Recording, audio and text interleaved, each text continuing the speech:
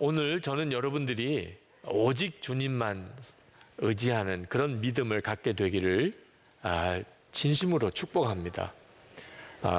오직 주님만 의지하는 믿음이 정상적으로 예수님을 믿는 믿음이고, 그게 가장 잘 사는 길이고, 그리고 가장 능력 있는 삶, 세상을 이기는 능력입니다. 여러분 중에는 여전히 예수님만 의지하라고 하는 말에 대한 거부감이 있거나 또는 두려움이 있는 분이 있으실 겁니다. 이유는 하나입니다. 아직도 예수님이 누구신지를 정확히 몰라서 그런 겁니다. 예수님께서 우리를 위해서 십자가에 죽으시고 다시 사신 그 주님을 만난 사람은 오직 예수님만 의지하며 살게 마련입니다.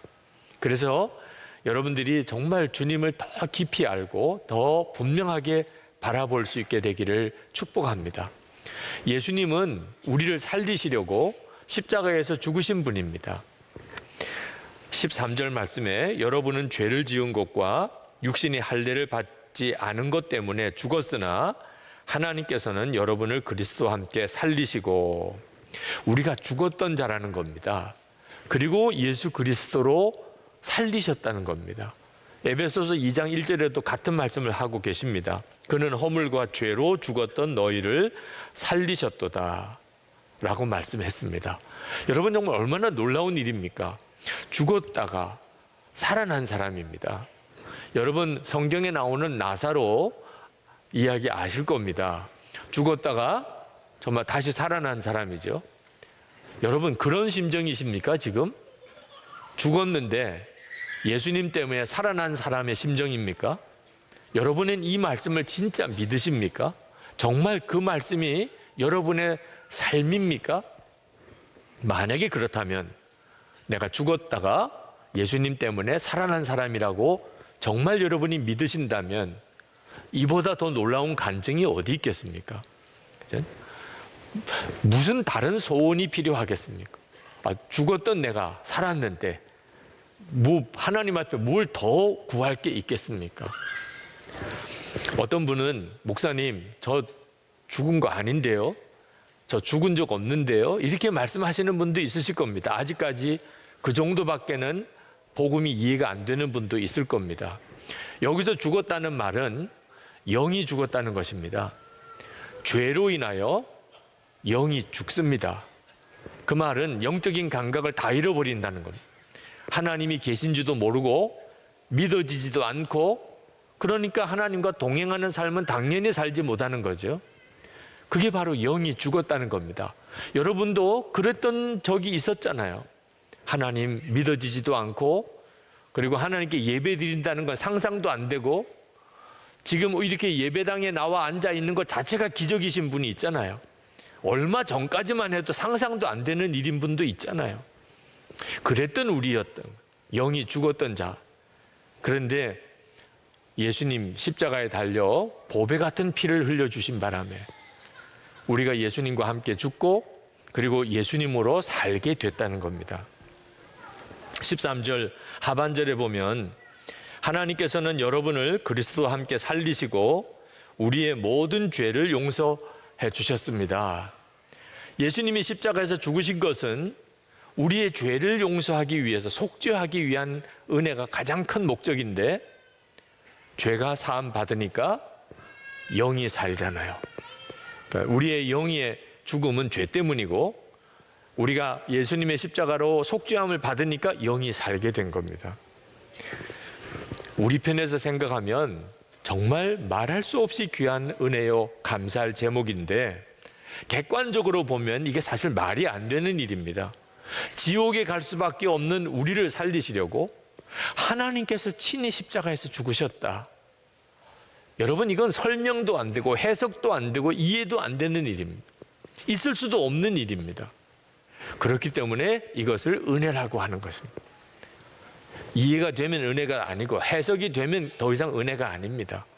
정말 상상이 안 되는 은혜를 우리가 받은 겁니다. 영원히 살아나기 위해서, 내 영이 살기 위해서. 여러분, 내가 죽었으니 이제는 율법에서부터 벗어나게 된 겁니다.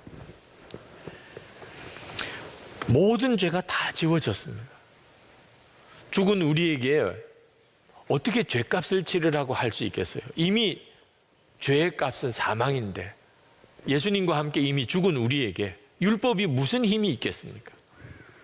14절에 하나님께서는 우리에게 불리한 조문들이 들어있는 빈 문서를 지워버리시고 그것을 십자가에 못 박으셔서 우리 가운데서 제거해 버리셨습니다. 여러분, 이 구절을 정확하게 기억하셔야 됩니다. 하나님께서 우리가 그토록 굴레에 사로잡혀서 죄의 종노릇 하고 율법의 저주 아래 있었던 우리를 주님이 십자가에서 완전히 다 그 빈 문서를 제거해 버리시고 그 율법을 다 지워 버리시고 우리를 그 가운데서 건져내셨어요. 이것이 십자가의 은혜입니다. 예수 믿은 축복이 뭐죠? 모든 죄가 사함받고 지옥에서부터 건짐을 받은 것입니다. 그러므로 나는 죽었습니다.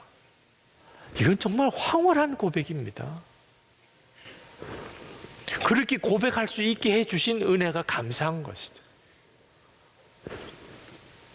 예수님이 죽으신 것을 내가 죽은 것이라고 하나님이 인정하셨으니 이건 정말 엄청난 축복이죠. 여러분, 우리는 이게 정말 웬 은혜인가, 이게 웬 복인가, 그렇게 하나님 앞에 감사할 사람들입니다. 이것이 정상적인 그리스도인의 마음이고 정상적인 그리스도인의 고백입니다.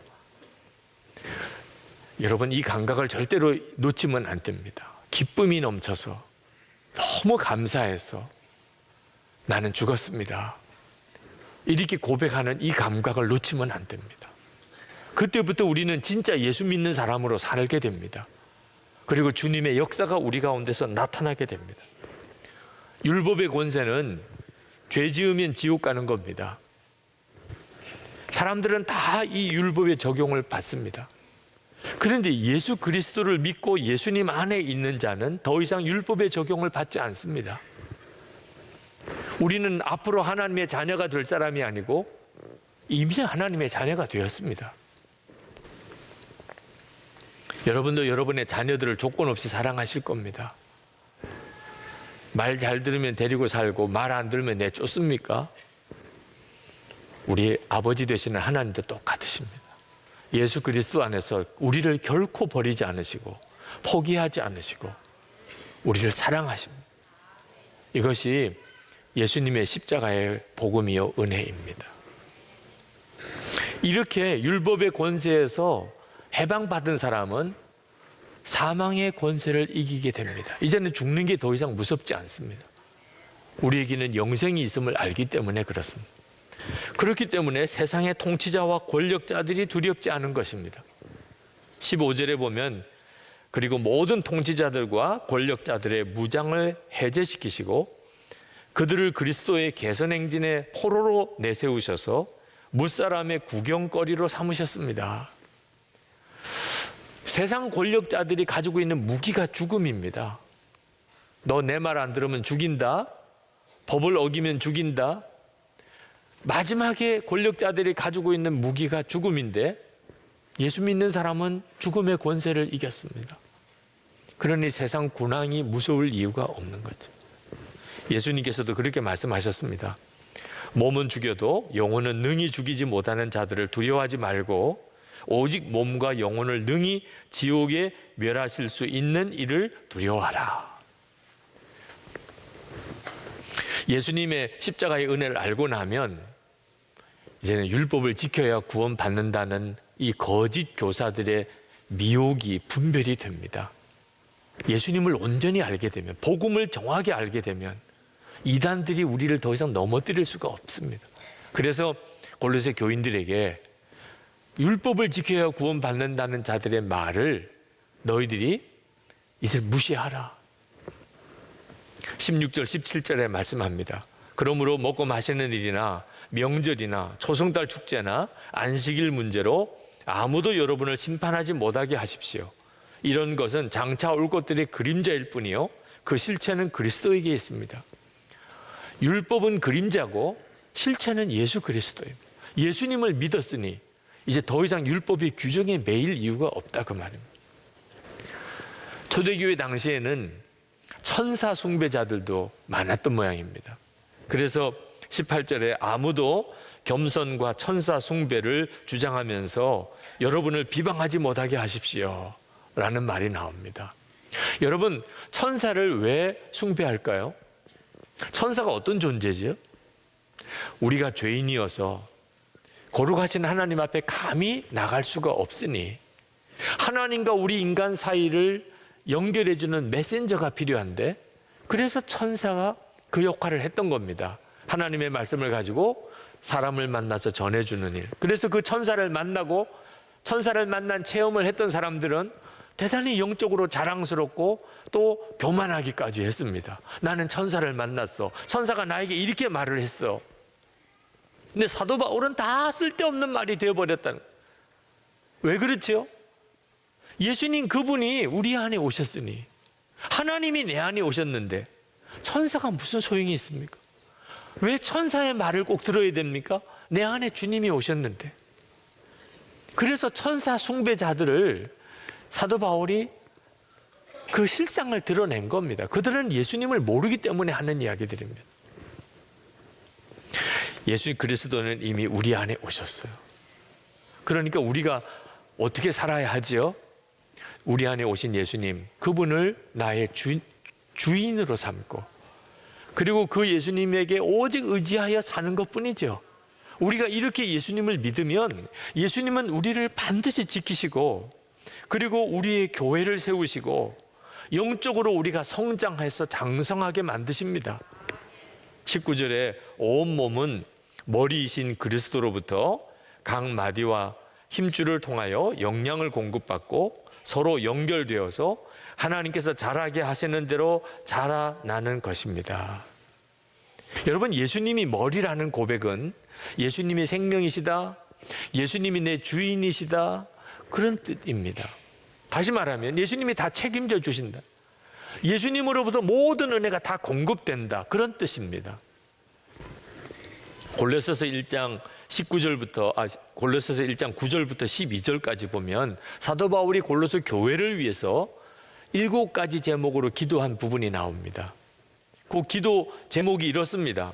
하나님의 뜻을 알게 하시고, 범사에 기쁘게 하시고, 열매를 맺게 하시고, 하나님을 점점 더 알게 하시고, 능력 있게 살게 하시고, 기쁨으로 오래 참게 하시고, 성도의 기업을 얻게 해 주시라는 것입니다. 여러분, 주목해 볼 내용은 골로새 교인들 보고 그렇게 살라고 말한 게 아니라는 겁니다. 하나님께서 그렇게 해 주신다, 하나님께서 그렇게 하게 해 주신다. 오늘 본문 골로새서 2장 13절에서 15절까지 말씀도 하나님께서 친히 행하시는 일에 대해서 이렇게 말씀합니다. 우리를 그리스도와 함께 살리시고 모든 죄를 용서하여 주셨고, 율법의 빈 문서를 지워버리시고 그것을 십자가에 못 박으셨고, 우리 가운데서 제거해 버리셨고, 모든 권력자들의 무장을 해제시키시고 그들을 그리스도의 개선행진의 포로로 내세우셔서 무사람의 구경거리로 삼으셨다는 것입니다. 한마디로 하나님이 다 하셨다는 것입니다. 예수 그리스도께서 우리에게 모든 은혜를 다 주셨고, 이미 주셨고 또 주실 것입니다. 여러분 중에는 예수님이 뭐 밥도 떡도 준 것도 없는데, 나 예수 믿었지만 별로 복 받은 것은 없는데, 그러신 분이 있으실 거예요. 예수님으로부터 별로 받은 게 없다고 생각하시는 분, 제가 여러분이 받은 것 좀 말씀드릴까요? 네. 자, 속죄함 받으셨습니까? 못 받은 분 있으면 한번 손 들어 보십시오. 네. 예수 그리스도로 인하여 속죄의 은혜를 못 받은 사람 한 사람도 없습니다. 본인이 믿지 않는 것은 어쩔 수 없지만 모든 사람을 위하여 예수님은 십자가에 죽으셨습니다. 그거 하나만 가지고도 다른 것은 다 소용이 없을 정도. 예수 그리스도로 인하여서 내가 속죄함을 받았다. 모든 은혜는 거기서부터 시작하는 겁니다. 모든 복은 다 거기서부터 시작하는 겁니다. 예수님이 여러분의 생명이 되셨습니다. 이 복 못 받으신 분 한번 손들어 보세요. 예수님이 여러분의 생명이 되셨습니다. 여러분과 함께 옛사람 십자가에 죽고 그리고 부활의 주님으로 다시 살게 하셔서 여러분이 영생을 얻었습니다. 예수 믿고 영생 못 받으신 분 손들어 보시라니까. 네. 그 의롭다함을 받았습니다. 우리가 의로워져서 의롭다 인정받은 게 아니고 예수 믿고 우리는 의로운 자라는 인정을 받았습니다. 우리는 거룩한 자라는 인정을 받았습니다. 우리는 하나님의 자녀라고 하는 인정을 받았습니다. 예수님 우리 안에 오셔서 우리의 생명 되시고 우리와 함께 사시는 은혜를 받았습니다. 여러분, 받아도 그만 안 받아도 그만인 것들도 있습니다. 돈, 성공, 인기, 건강, 우리가 살아가는 동안에 다 필요한 것들이지만 받아도 그만이고 못 받아도 그만입니다. 돈, 인기, 성공, 건강 가진 분들 한번 찾아가서 이제는 만족하십니까? 한번 물어보시기 바랍니다. 실제로 가지고 보면 그게 진짜가 아니라는 것을 누구나 다 압니다. 여러분 죽고 난 다음에 하나님 앞에 가서 왜 나는 돈 안 주셨습니까? 나는 왜 성공 못하게 했습니까? 왜 내게는 인기나 왜 내게는 건강을 안 주셨습니까?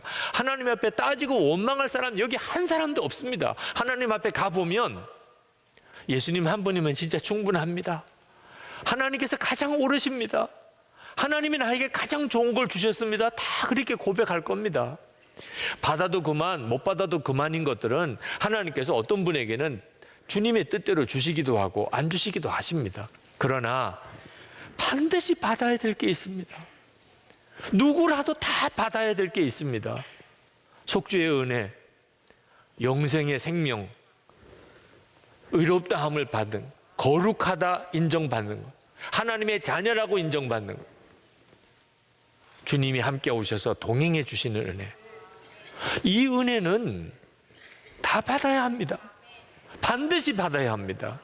근데 이 모든 은혜가 다 예수 그리스도 안에 있습니다. 그래서 예수 그리스도 안에 사는 사람이 부족함이 없는 것입니다. 사도 바울이 자기는 모든 형편에 자족하는 법을 배웠다고 그랬습니다. 부자로 처하는 법도 배웠고 가난한 자로 처하는 법도 배웠고 모든 형편에 자족한 일체의 비결을 배웠다. 도대체 그 비결이 뭘까요? 예수님 안에서 사는 겁니다. 빌립보서 4장 13절 말씀에 보면 내게 능력 주시는 자 안에서 내가 모든 것을 할 수 있느니라. 예수님 안에 사는 것이 얼마나 놀라운가 말이에요. 예수님 그분이 모든 것을 가지신 분입니다. 그러므로 여러분 이제 힘쓸 일이 뭐 있습니까? 오직 주님만 의지하고 사는 것, 그거 하나 힘쓰는 거죠. 예수님이 십자가에 죽으시고 우리에게 원하셨던 일이 뭐겠습니까? 우리의 죄를 다 용서하시고 그리고는 천국에서 우리가 올 때까지 계속 기다리고 계시는 것이 주님이 하신 일이겠습니까? 우리 안에 오셔서 우리 생명이 되시고 그리고 우리의 삶을 친히 인도하시고 우리로 하여금 세상을 이기는 승리의 삶을 살게 하시는 것이 우리 주님의 뜻인 거죠. 중국 청년들과 예수 동행 세미나를 했습니다. 그리고 소감을 물어봤습니다. 그 중국 청년들이 하는 이야기가 예수님이 우리 마음에 계시다는 것은 자기들도 중국에서 교회 다니면서 들어봤다는 겁니다. 그런데 믿어지지가 않더라. 이거 기가 막힌 거죠. 예수님이 내 안에 계시다는 걸 들어본 적은 있는데 실제로 믿지는 못했다는 겁니다. 그런데 예수 동행 세미나를 하면서 정말 예수님이 내 안에 계시구나. 정말 주님이 내 안에 계시구나. 그 사실을 분명하게 확신하게 됐다는 거예요. 그래서 이제는 예수님과 동행하는 삶을 살 수 있게 됐다는 거예요. 그게 너무 큰 충격이고 너무나 감사하다고 그랬어요. 여러분 중에도 예수님이 여러분의 마음이 계시다는 걸 듣기만 했지 아직도 믿어지지 않은 분이 있습니까? 오늘 이 시간에 믿음으로 붙잡으세요. 여러분 이거 뒤로 미룰 일이 아닙니다. 지금 이 시간에 주님, 제가 이제는 내 주인은, 내 삶의 주인은 예수님이신 것과 주 예수님이 지금 저와 함께 계신 것을 제가 정말 믿겠습니다. 나를 이끌어 주소서. 내가 주님만 의지합니다. 여러분 정말 그렇게 결단하고 고백해 보시기 바랍니다. 극작가였거든 버나드 쇼가 묘비에 자기가 이렇게 써달라고 해서 묘비에 쓰여진 글이 있습니다. 우물쭈물 하다가 이렇게 돼버렸네. 참 기가 막힌 거죠. 네. 사람들이 평생 우물쭈물 하다가 정말 중요한 결단 한번 제때 못 내리고 그렇게 살다가 결국은 인생 끝나버리는. 정말 우리가 그렇습니다. 예수님은 내 안에 계시다고 그렇게 듣고 나는 죽고 이제는 예수로 사는 거라고 그렇게 듣고도 나는 이제 정말 주님만 의지하고 살겠습니다. 그 결단 한번 제대로 못하고 계속 교회만 왔다 갔다 하는 식으로 그렇게 믿다가 그렇게 인생을 끝나게 되면 여러분 그게 얼마나 비참합니까? 오늘 이 시간에 여러분 분명하게 결단할 수 있게 되기를 바랍니다. 정말 주님과 친밀히 동행할 수 있을까요? 가정에서나 일터에서나 교회에서나 정말 내가 변화된 삶을 살 수 있을까요? 물론입니다. 하나님이 해주신다니까. 여러분이 주님을 바라보고 주님만 의지하고 예수님이 내 주인이시라고 분명히 믿고 살면 주님이 해주신다니까. 19절 말씀에 하나님께서 자라게 하시는 대로 자라나는 것입니다. 하나님께서 하신다는 거예요.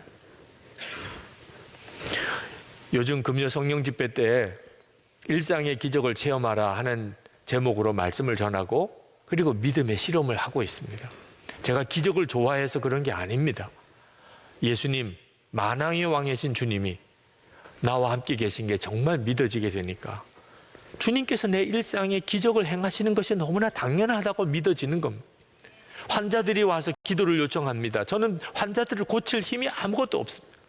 근데 그때마다 주님이 제게 말씀하십니다. 내가 병자를 고치려고 하지 마라. 나만 바라보라. 그리고 그 병자도 나만 바라보게 하라. 내 안에만 거하라. 내게 순종하게만 하라. 내 마음을 품으라. 주님이 제게 하시는 것은 그게 전부입니다. 여러분, 예수님이 우리 안에 제 안에 계시다는 것 기적 중에 기적입니다. 예수님 안에 모든 기적이 다 있습니다. 그러니 일상에서 기적을 경험하고 사는 것은 지극히 당연한 거죠. 여러분의 삶에 오직 주 예수님만 의지해서 살면서 주님이 함께 하시는 기적의 삶을 살게 되기를 축복합니다.